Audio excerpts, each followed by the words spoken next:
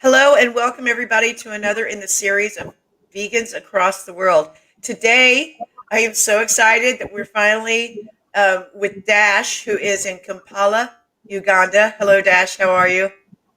I'm fine. How are you? Good. It's good to have you. We've had some difficulties in the past. We've tried to do this several times. So let's hope all is well today. So the first thing I'm going to do is I'm going to share my screen with everybody.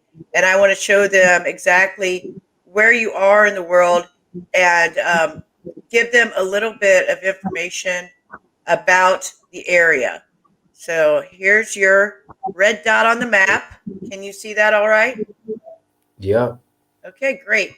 So I'm going to zoom in. Gives everybody an idea of where you are. There's Kampala right there. So some information about the area. Uganda is a landlocked country in East Africa with a diverse landscape of the snow-capped Rwenzori Mountains. Did I say that right? Exactly. Okay. And the immense Lake Victoria, which I believe is the source of the Nile. Is that true? Okay. Very. Okay. Wildlife includes chimpanzees, hippos, and over 1,000 different species of birds.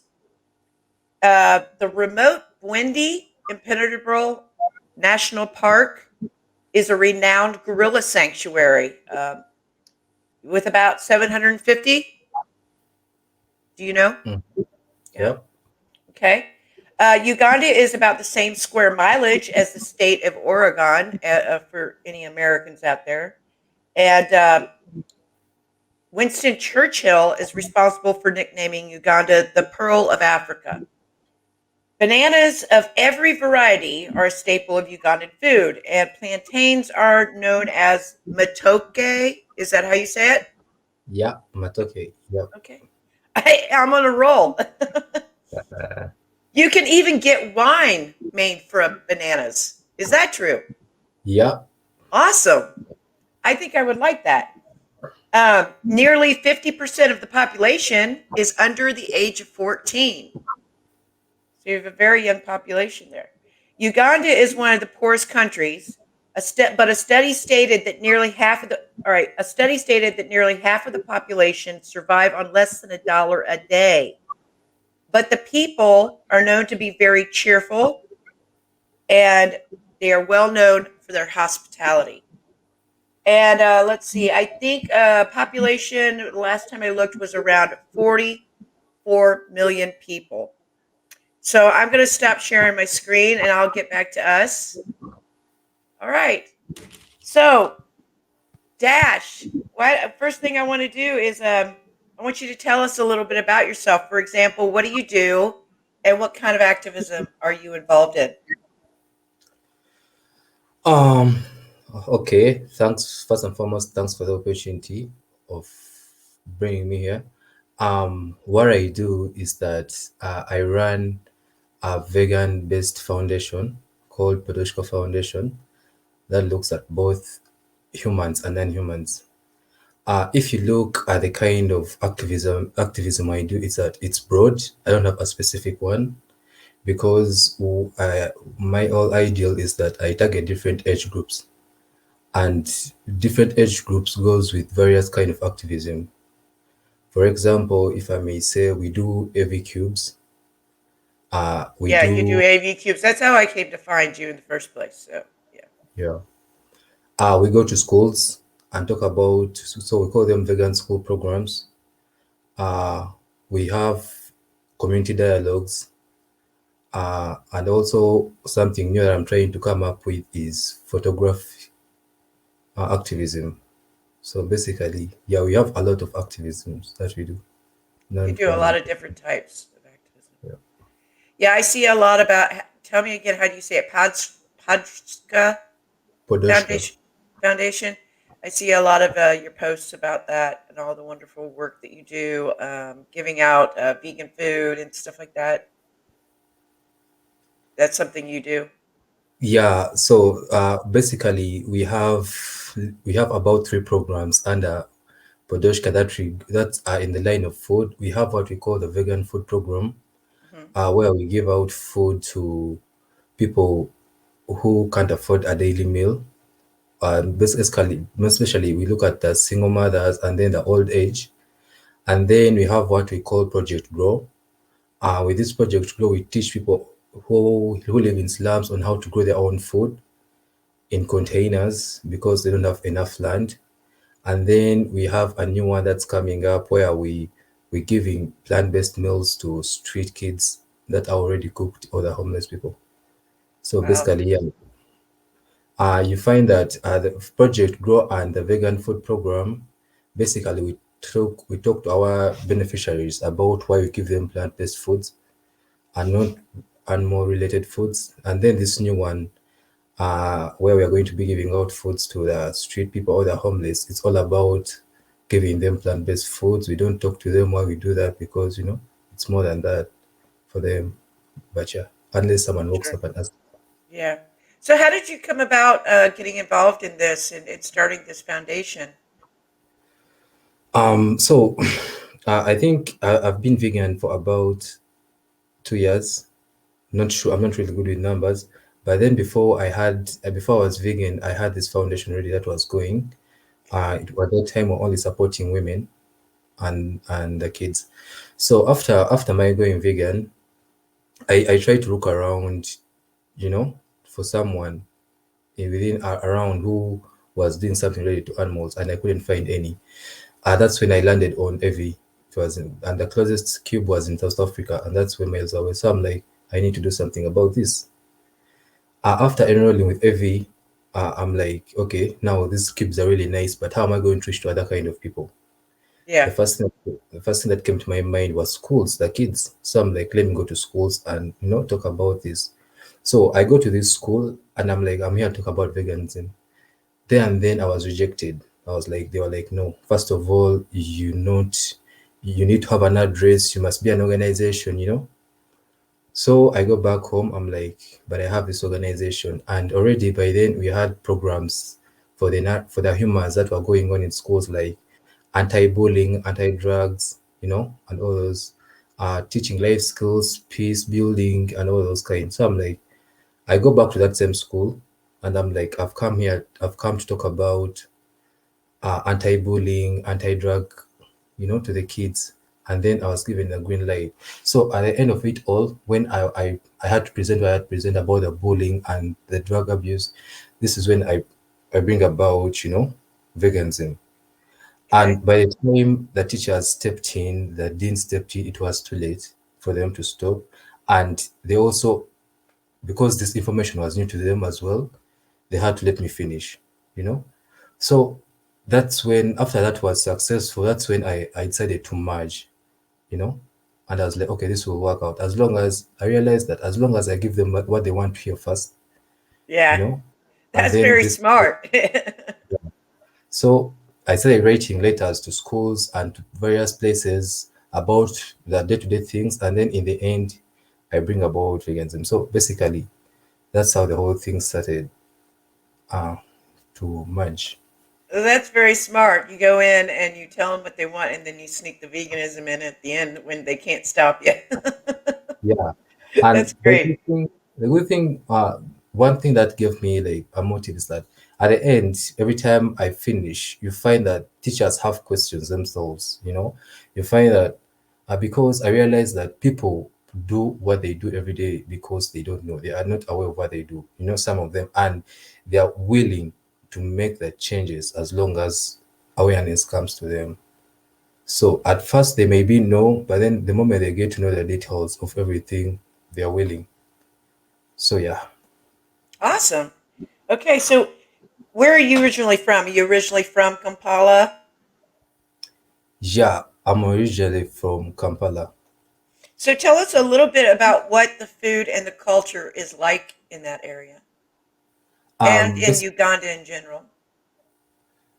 Basically, um, you look at the foods, culture, and tradition.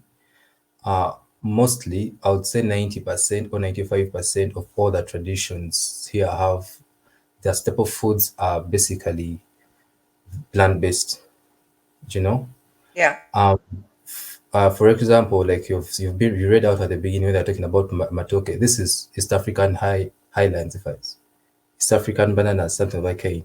They're just like yellow bananas, but then but they're different. Okay. It's the staple food for in the central here in Kampala. You know, you look in the north, you look like everywhere. The staple foods is are plant based. The problem comes in that people actually no, that's it. All our staple foods and the traditions, even when it comes to the clothings, strictly it's plant based. Yeah. Yeah, all your staples are. Okay. So, you said you've been vegan for about 10 years, or I'm sorry, 2 years. Yeah. Okay. So, 2018, I what think. made you want to go vegan? So what made me want to go vegan was that here's the first thing. When I went vegan, I wasn't actually vegan. I was vegetarian, but I didn't know the difference Yeah. because I still consumed. But literally, from a background of poultry farmers, I was raised by poultry farmers. Okay. So meaning for the first 25 years, 24 years, all I knew was poultry, nothing else. We are five siblings, and I was the one who was invested into it.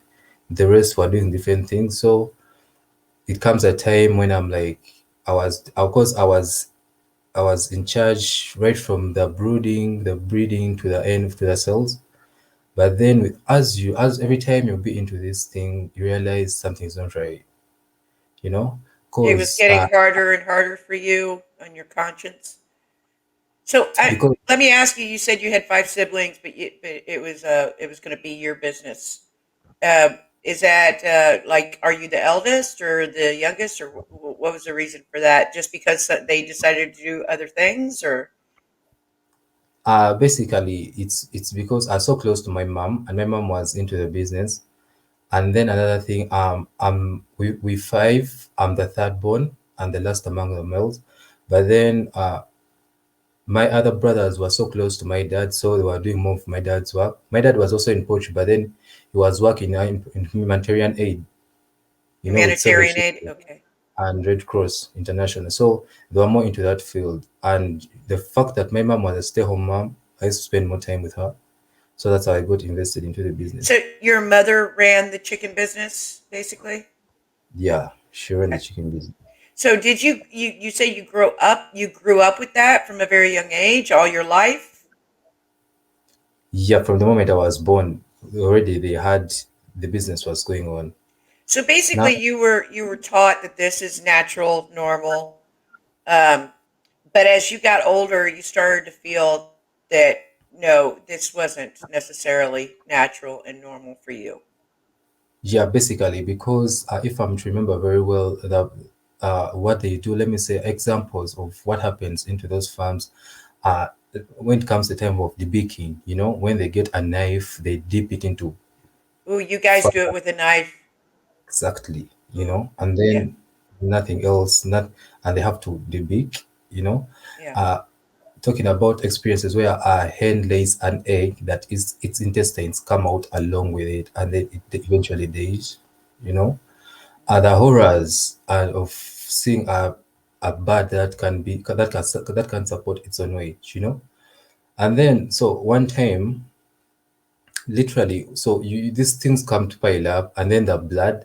So I didn't know anything about animal rights, to be honest. I didn't even never came across my mind, but then the first thing that I stopped it was the slaughters. I was like, I'm not going to do the slaughters anymore. I'm going to be into the marketing. I'm tired of the bloodshed. I'm tired of, you So just you walking. didn't want to do the slaughter anymore.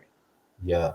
because you could just walk into the kitchen house and you're like, oh, today you're taking that one, you're selling this one, and you're like, it's not fair. Just to point out on who's leaving and who's staying. You know. Yeah. So I decided to get into the marketing department, and with time. So this whole process, this is when I lose my mom. Oh, I'm sorry. So it's when I lose my mom, I'm like, okay, this is not right. And this is the same time now I decide to go vegan. So my mom has gone, and it's a time I'm stepping out of the business. So because my mom is gone and everyone is looking up to me to stay up the business, and that's the same time I'm dropping out. So, and that means this is when the business begins to, to go down. Yeah. So because I've lost a mom, I at that time I was about it was 2018. I know how it feels when you lose someone, and I'm like, how about these animals? Because they also need a parent to look up to. I'm 25. I'm feeling this bad. I'm feeling this depressed. How about a 2-day old calf? How Yeah. about a chick? How does it feel? So because everything, I started processing everything through empathy, having to now I'm like I'm going vegan. So this one time, I'm with a friend and we were watching this movie. It was about Taliban's the documentary, and then I'm like, I don't want to die like that because we're just slaughtering off people's heads. He's not a vegan nor vegetarian, but he was like, but this is what you do every day. I was like, how do I do this every day? He was like, how about these chickens you slaughter, the animals you do every day? He said it jokingly, but then it struck me so hard. I Yeah. was like, so I was like, no more of this. But then I still consumed milk and egg. Yeah. So I tell my family I'm going vegan. But then my young sister sees me taking milk and she's like, you know what, vegan are not supposed to take milk, because it's from animals. So I cooked that up there and then, and that was, it was a very quick decision for me because I knew the whole story behind everything. So with going vegan, it was a 1 day thing. Like it just struck me and I decided to go vegan. However, with going vegetarian, it was gradual because I didn't have anyone talk me to it. It was something that I went on discovering myself step by step. So yeah. Yeah. You So had this to figure it all out. yeah. So, when you were raising these chickens as you were growing up, did you ever find yourself bonding with any of them and then having to lose them to the business? Yeah, here's the funny thing. It's like I used not to notice this, but then like in every time, like let me how should I call them? In every season, I could pick like 3 or 2 chickens and then I leave them outside because we had both free range and cage. But then you find yourself you're bonding, you like this chicken and like I don't want to eat that one. Eh? I can't Yeah. slaughter that. I like her. And in the end, because but then in the end it has to go. In the end, because you're not aware of their rights, not aware of the value attached to their lives, and then it hurts you. But then, of course, there's always that burden because I could always pick out those ones that looked healthy, and I'm like, okay, this is mine. No one touches this, And then you set her free outside. But then it makes no sense giving them the humane kind of life, and when in the end you're going to slaughter them. Yeah. Can you recall at what age you slaughtered your first chicken? I think as early as 6. Wow, that's really young. Yeah, And did it affect you, or did you just kind of go through the routine, not really being affected by it because you'd been growing up with it and you've seen yeah. it? Basically, it's normal. I would say it's normal because you see, you've grown up on the farm right from a tender age, and people are doing this each and every day.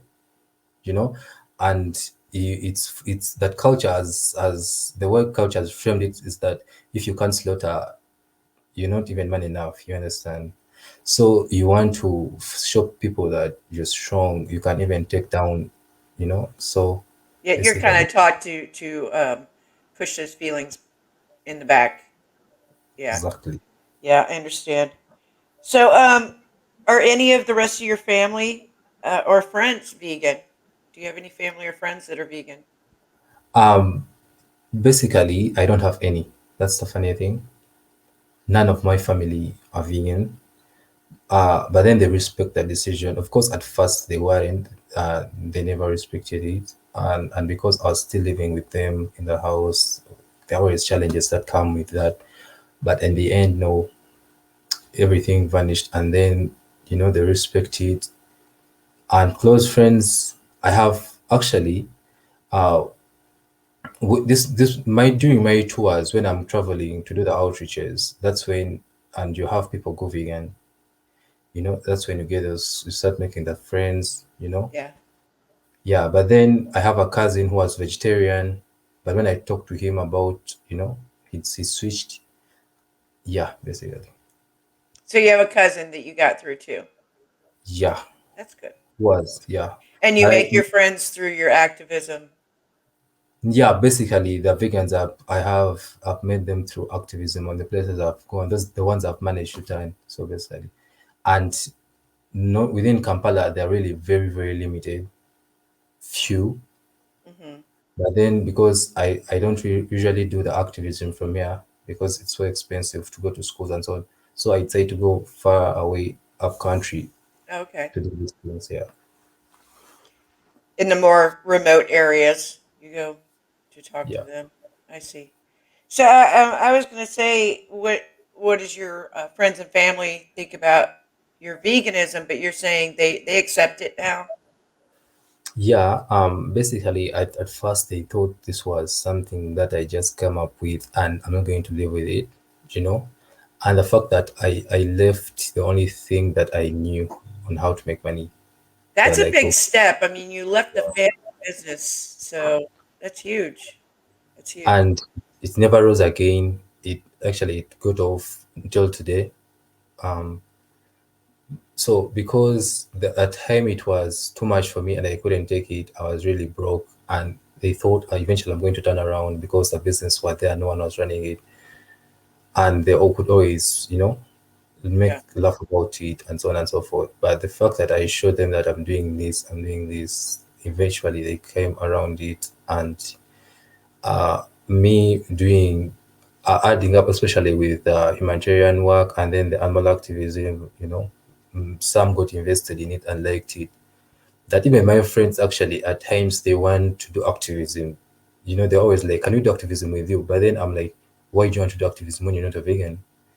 You know, you find something like that, and they always boast about it. Me being a vegan, they're like, "Oh, I have a vegan friend," but you're like, you boast about it, but then you can't be vegan. You understand? Because they think that maybe it's something pushy. yeah, So yeah, yeah. So are you basically full time activism now? You seem like a very busy person. yeah. Basically, all because what I want is that I want to show people that if we solve animal the animal awareness, we create animal awareness, we can also try to improve other sectors. Hmm. So this means that the fact that I had to come up with various projects, various activisms, it's because I need people to really get engaged. Yeah, And the fact that we're still young organization, this means that I have to invest a lot of time into this. So basically, this it's full time. However, I try to to get work done so that I can earn some money and then get back here, through donations and so on and so forth. But basically, yeah, it's full yeah, time. yeah. I see your posts. I see that you're very, very busy all the time. So would you say that it's easy or hard to be vegan where you live? It's easy. Easy. It's easy. Is it Why? because most of your staples are already plant based?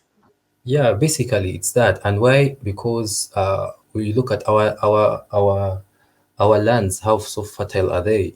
How they can support vegetable growth in the very short term. Now this is what I usually say when it comes like to Project Grow, where we're teaching people to grow vegetables. Um, you find that a kilo of meat is about $5, you know, and if you can have over 15 to 20 kgs of veggies in that money, like the overwhelmingly so cheap, like very very very cheap.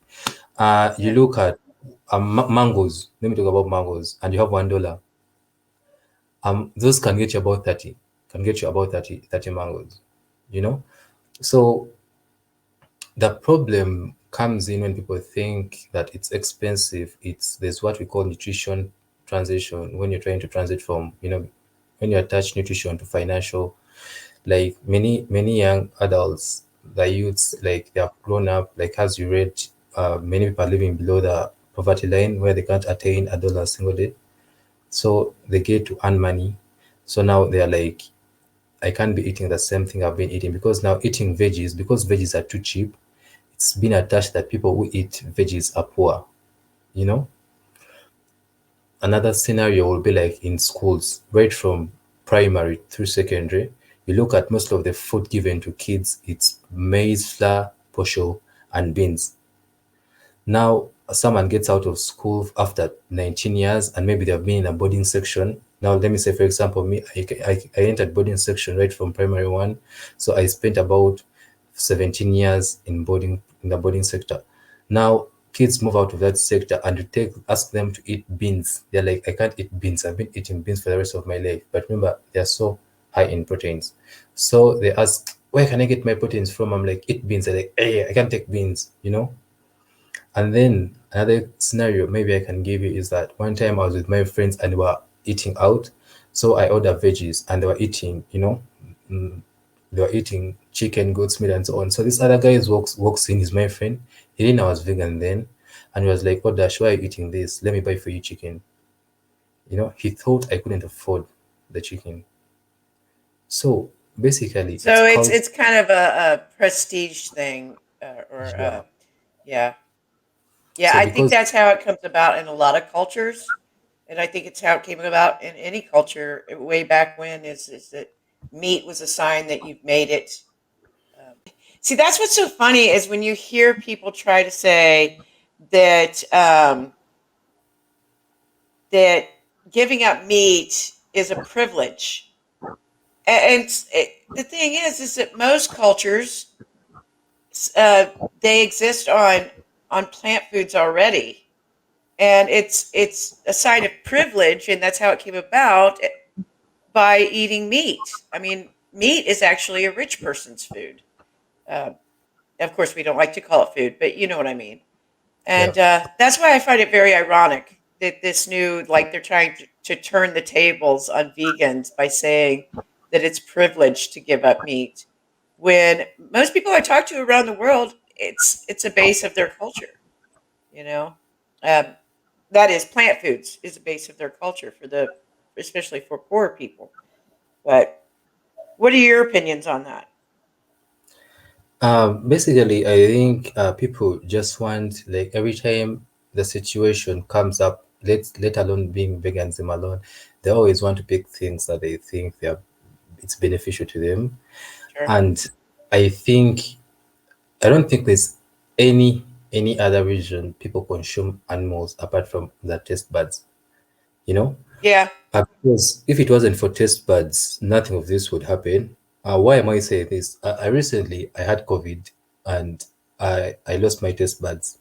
Oh no, So I'm sorry. I'm glad you're okay. yeah, now every time I ate something, I couldn't tell what I was eating, Mhm. but all I could know that because it was full. So this came to my mind. I was like, so no matter what thing I was eating, let me say if I was eating meat, no matter what I was eating, I couldn't tell it was the meat. I couldn't tell how sweet it was. I couldn't tell how sweet the juice was. So I realized that because if it wasn't for that, that means we could eat anything, because by then our own goal was to have something in our stomach to survive. It's all about survival. But just because you enjoy the taste of something and you're putting in your mind not where what you're eating is from, who the real victim is, you Yeah. know. So basically, yeah, I think people just come up with this because of it's greed. It's greed and not being empathic, because what I can say is that this is like when I'm talking about activism, I usually do my thing logically. When I'm talking with my friends, I'm like, okay, I want to talk to you about animals, but promise you're keeping an open mind. We are using logic and ethics, you know, because why I say logic is because of the silly arguments or excuses that people bring about. Yeah. So really, this is all logic. Like there are certain things we don't even need to argue about when it comes to sentience. You know how an animal feels, what culture is doing to us, because now you look at female mutilation where women are being circumcised. It's culture, and it's normal to Yeah, some that's part people, of but culture. Yeah. you know I look at Yeah. how slavery was like it was culture, but then What? it's known Yeah. slavery. So there are very many funny things that culture normalized, and people aren't fine with them. But then the longest kind of oppression in mankind is not being given attention to, and it's dragging us to hell day in day out. Where we are right now because of animal exploitation. So basically, yeah, that's my opinion. Yeah, and I think another thing is you got to think about it's like you were talking about how you teach people how to grow vegetables in containers because not enough land. Now, but they have herds of animals on this land eating vegetation that could be going to humans, and people always want to make the argument,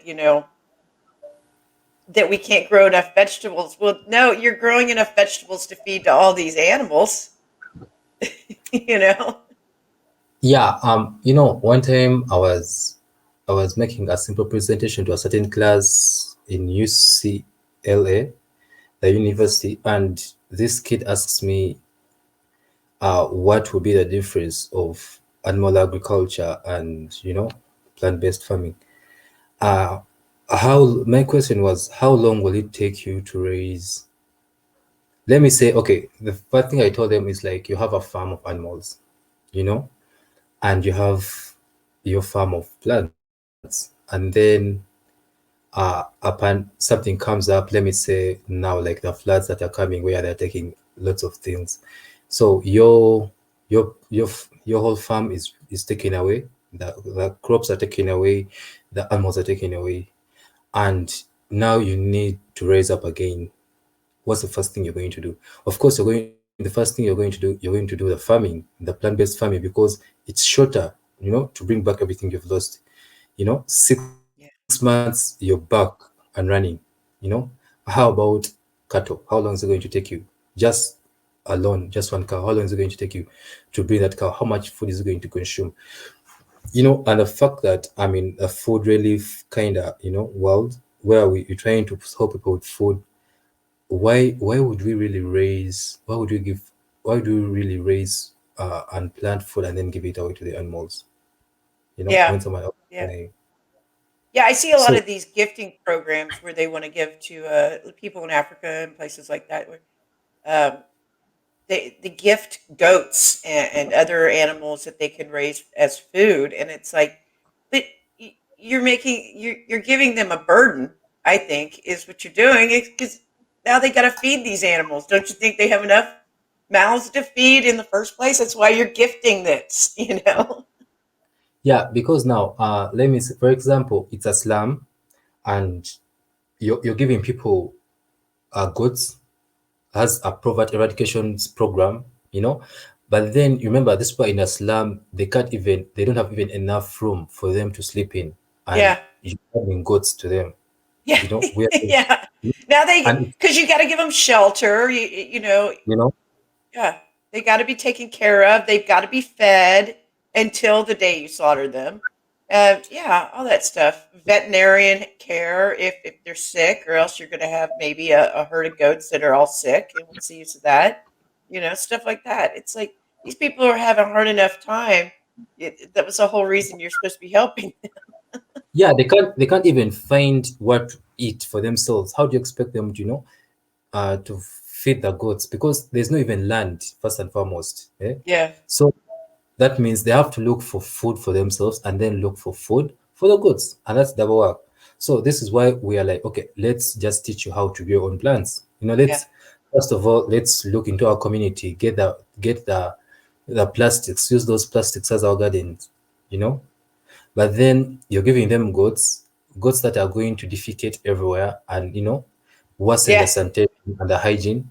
Yeah, they don't think about all the the feces and yeah, the waste. that comes with a and living being, you know. and even how much are you investing in these goats? Just to buy one goat. Yeah, What, what if you use that? Because this is what I always say when people say, "What can governments do?" The money they use to invest into animal agriculture, if they use that money and they invested it into plant-based agriculture for the normal local person, this is going to be very, very impactful. yeah, Because you look at our project on what it does and how much it would cost to. If you look at a goal that may be about um 50, let me say $50, you could get a goat maybe $70. And this, if you use that money to procure seedlings, it can last this person about 3 months, when yeah, they're growing their own food. But then a goat, trust me, once a goat's life has been taken, he or she is going to be consumed a maximum of 2 days, because they don't have even ways of preserving the meat, I was you gonna know. say they don't have a lot of ways of like freezer systems and stuff like that that they preserve it But to then keep it for a local person, a day-to-day person, trust me, it can never exceed 3 days, because they have the community to help to give it out. There are people around, so it's going to, okay. Let's say it will last a week, but then what else? They can't be eating it every day, you safe. Yeah, know. yeah, And because it's people always have what to eat until you tell them you're vegan. They're like, "What do you eat?" So you ask them, what this is what I always ask them when they ask me what I eat. I'm like, "What did you eat for lunch?" They're like, "I ate peas and rice." I'm like, "Isn't that vegan?" I ask them, "What did you eat?" So you find that in the whole of their past week, they have consumed meat once, but then they're asking you what you eat. So yeah, basically, that's it. yeah. All right. So the last question I really asked before we went off on this was, you say it's easy or hard to be vegan where you live, but you said it's easy. But what are the struggles as a vegan, being vegan where you live? Is it Um, basically people accepting it?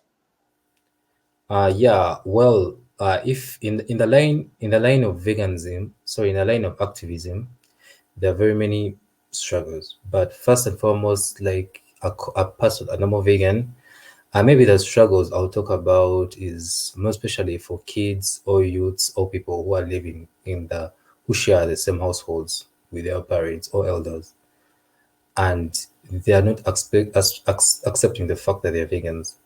That's a very, very big struggle for them, because you can even come home and there's nothing for you to eat, and Yeah, this makes things really hard. And then another thing, but I usually don't like talking about this, because this is not about it's not about the animals, it's about the alternatives, you know. But then with me, when I'm talking about activism towards people, I'm alright. I don't bring about alternatives, because I don't want people to use it as an excuse that there are no alternatives. You look like milk alternatives, because they're really expensive.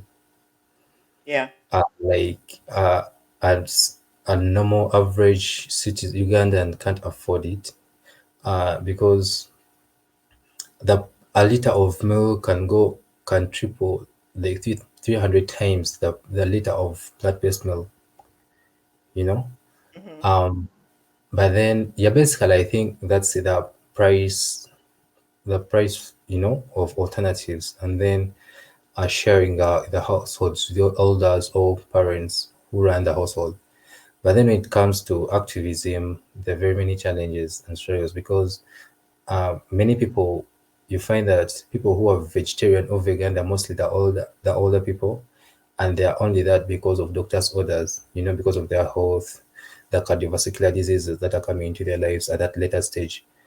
But then the rest, people will only, mostly what I've learned is that people will listen to you if you bring about health perspective, yeah, and very few will listen to it in an ethical manner, you know. And then, if you don't want anyone to listen to you talk about the environment, here, no one will even bother. So basically, when we're talking about, it's always health and then the ethics. And then another challenge would be, of course, like in work, people always, you always, at times, like I said, you always need to have a plan B, you know? Like when you're going, let me say you're going to schools, there are certain schools you can't walk into and then talk about, I've come talk about this directly. You have to, and then of course it's your own safety because people see us as bad for business. Uh, like before I had the first cube, the very first one we had staged, it failed because they labeled us as bad for business, and the person I was with, I personally, I didn't know the language they were speaking, and then they were calling police on us. So my other, of course, what my other friend knew the language, and he had to tell me to run. So we had to run before the police came in. And I'm talking about just $1 could, someone could just bribe the police and they could take you away. So this is not an instance whereby you're going to go to the police and then you're like, hey, we're going to demonstrate about animal rights and we're going to go there. They're going to say, yes, please go. So that same police station, someone else from the business is going to come and bribe them, maybe an excess of $2 or whatsoever, and then they're going to come and arrest you. You know, Hmm. so So your that activism is actually kind of dangerous. yeah, yeah. And actually, there is one cube where we had to pay off for defense, for security to hold a cube. You know, it's for the You have to defense. pay to Yeah, hold a cube. Oh yeah. wow, Like you have to pay. We had to pay someone for security to keep around. Just in case some people try to mess things up. You understand? wow, So it goes at times things just turn up like you weren't expecting them. Some people, of course, can be rude and they want really to put up a fight or something like that, and you're not ready. So you need to have certain people to be alongside with you. wow. You know. Well, that's certainly a different struggle than most people Yeah. I've talked to. This certainly is. So, So I'm sorry. Go ahead. no, that's it. That's it. Yeah, that's it. That's a big struggle. Very different. Um, So all right, it kind of goes into that. You told us a little bit of how do people view animal rights where you live, not just veganism, but animal rights. What's the reception been like? Like your cubes, you said you get some rude people, you get some mad people. Have you had good receptions from others? Just tell us how do people take animal rights there? Musket says that that's about it comes about your approach. Let me say that the AV approach brings everyone like out of curiosity, and they're like, what's happening? So of course they see the videos and everyone is sick by what's happening, you know. And then you bring about animal rights, yes, but then let's go right to it, and it's a different approach, and you're like, hey, animals have rights. People are going to laugh about it. Okay. Animals Yeah. have rights. How? Like, because we are the mighty, we are the mighty human race, and Yeah. then they use that advantage. So You know, you feel that make the approach of like letting it touch them emotionally yeah. Then they will. helps to get you into talking about animal rights part. Yeah, Okay. because Yeah. now, like, for one time, I decided to play a video of what happens in the slaughterhouses to the kids. Uh, they were teens, of course, and then this young kid, well, because we are from talking about bullying, you know, Yeah. this group of kids, they made the. I hadn't talk about vegans, but I just showed them the video, and I was like, "Tell me what you think." So you see that They these made the kids, connection from the bullying connection, to what's yes, going on. there and then, you understand, and you find that those same kids, they immediately went vegan, you know, Wow. because they saw what's happening. So what I'm trying to mean is that in most cases, people need to see than what they hear. They need to Yeah. go further. And in most cases, when you are talking to them, and yes, they will be touched, but then as if you don't show them what you're talking about, they won't, less attention will be given to you. So this is why in most cases, in everything that we do, we try to have something to show to the people to Yeah. understand what we're really talking about. So you But this, do find the visuals impactful and helpful. do your activism. Yeah, and at times I find it helpful to stick things to their faces. At certain points, like I have to hold them count. We have to hold them accountable for the actions that they do to the non-human because they won't understand. And I, to be honest, sometimes I use their guilt to get onto them because it's the only way in for certain people. You have to stick into their face and this is what you do.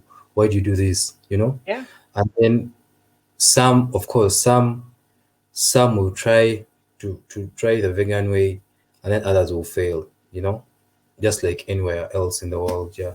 sure. Yeah. So, what is your favorite form of activism? You do so many. What's your favorite form? My to be honest, I don't really have because Okay. the reason why I was telling you I'm trying to get into photo activism, photography activism. Photography. Yeah.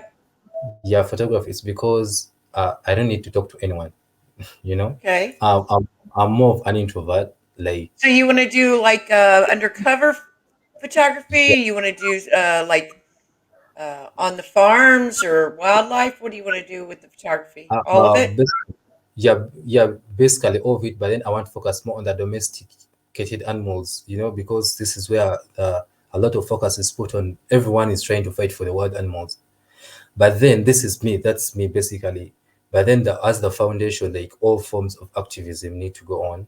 Sure. But then they are not my favorite. But then I still need to them because if I don't do them until you have enough volunteers to come up and talk to people and talk, to the kids, that's when maybe I'll stop. But until, but for now, there's no one and it's just me. I have to do that. I have to get out of my comfort zone and then talk to the kids. So yeah. Well, that's wonderful, and it's great that you found a way to get in and talk to the kids, the young people, because yeah, it might be easier getting them while they're still Yeah. young, hopefully. So yeah, now like you find like I always need to have a leverage, like to spark the conversation. Now you'll talk about how I get into the people, to the old age people. It's through the vegan feeding program because I've brought you food and I'm telling you why I'm giving you this food. You know, you don't need to be vegan to receive the food, but and then for the youths, because many youths can't really accept something until they are facts, and every time we talk about facts, there must be an argument. So we try to do that through debates at the university levels, you know. And this is Yeah. something it was supposed to kick last year, but then COVID stepped in. So we have debates that are going to kick off immediately. The lockdown and it's over. You look at the community dialogues where because what we do we have out of humanitarian aid.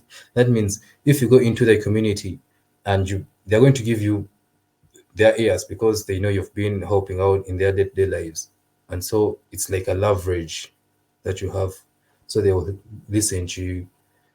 So basically, yeah. Yeah, I mean, and like I said before when I was giving facts about your area, that if there's 50% of the population is under the age of 14, the way to go is to talk to the youth, you know? Yeah, basically. And then maybe another thing, but we're not there. It's the policies. Yeah. You look at how the education policy that humane education isn't even anywhere close to our curriculum.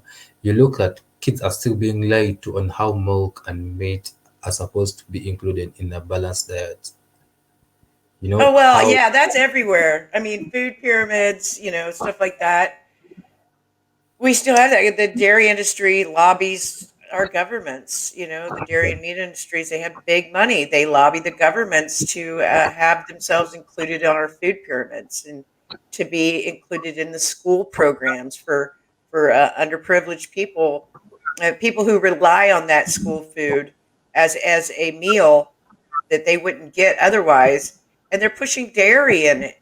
And a lot of these underprivileged kids are lactose intolerant. They're probably lactose intolerant. So they're just making them sick, and it perpetuates it throughout their lives. It makes me upset. But yeah, I agree. So if a vegan visits where you live, where should they go? That doesn't have to be a restaurant. Some people think I'm saying a restaurant. It could be anywhere. Where do you think that a vegan should go if they visit where you live? Basically, I would say that determines on what are the intentions, you know. Basically, but most especially, I would say that the day-to-day markets, on the streets, because on the streets, that's when you're going to find the very much veggies, and So the open the air markets are yeah. I love to yeah, go there when I visit other places. So I love to go to the markets. because yeah, but that's still, it's about if someone likes to cook, because if you don't love to cook, that means all you're going to see is you're going to love this veggie and you're going to love this, they're fresh, they're what, but that's the end of it. Or then you're going to go in a restaurant and you're going to order something that is not yet fresh.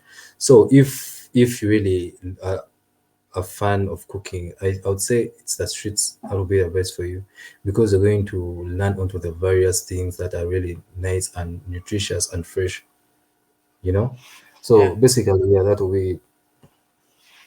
So do you have any vegan restaurants where you live, or lots of vegan options available in the restaurants? Locally, I'd say, like I'd say, most of the things, as the many of the foods that are prepared are local, and sorry, are plant based, and these people who are preparing them are not on a motive of a vegan deity, they even don't know the meaning of veganism, so all they do is just prepare. So yeah, but then you look at the labeled vegan, the vegan or vegetarian They don't restaurants. label it, but it's No, there. they don't label. And those that are labeled are the posh ones, that are expensive. Like, yeah, and it's only for the foreigners who are into these restaurants, because yeah, it's only the foreigners who are into this kind of restaurants. But then the common ones, the day-to-day locals, of course, anywhere. But then you want those specific international or something spiced, also, something Yeah. extra.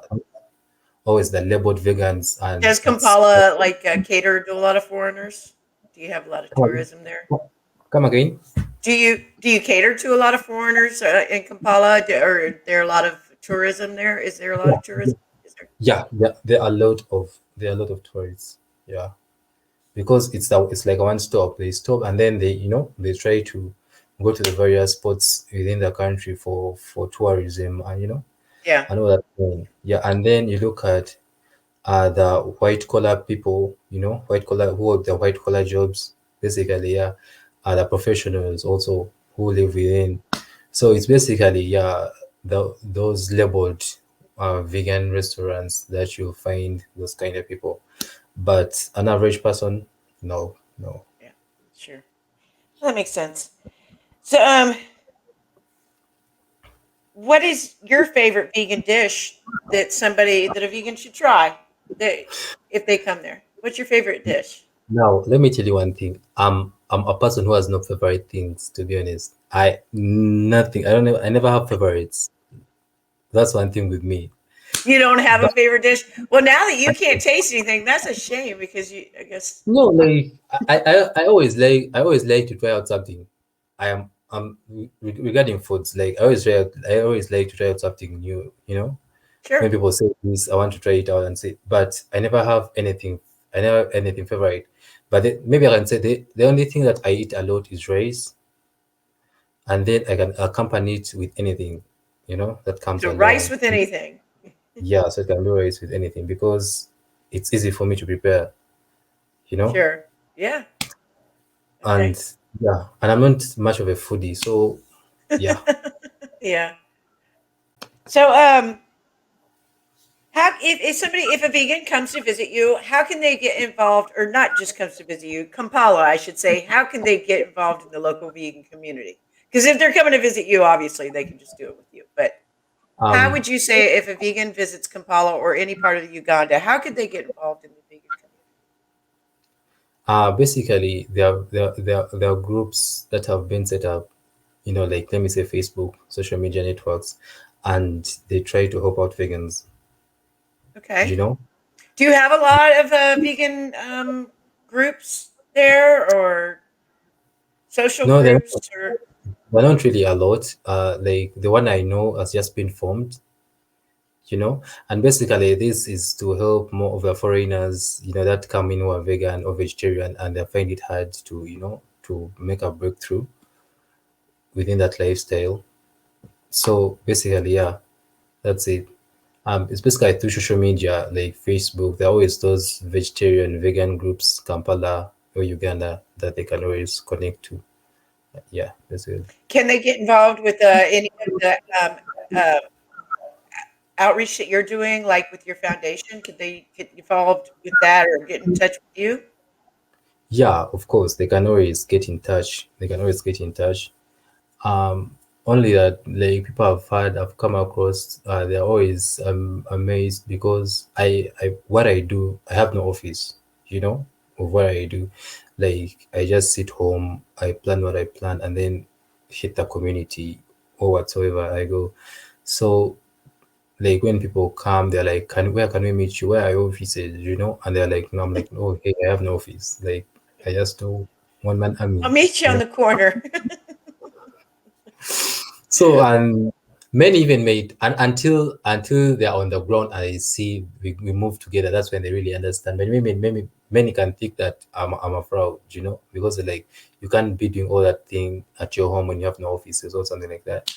But yeah, like when you visit the website, there are very, very many kinds of activism that we do, and anyone is welcome to join whatsoever that you feel fits your agenda, you know?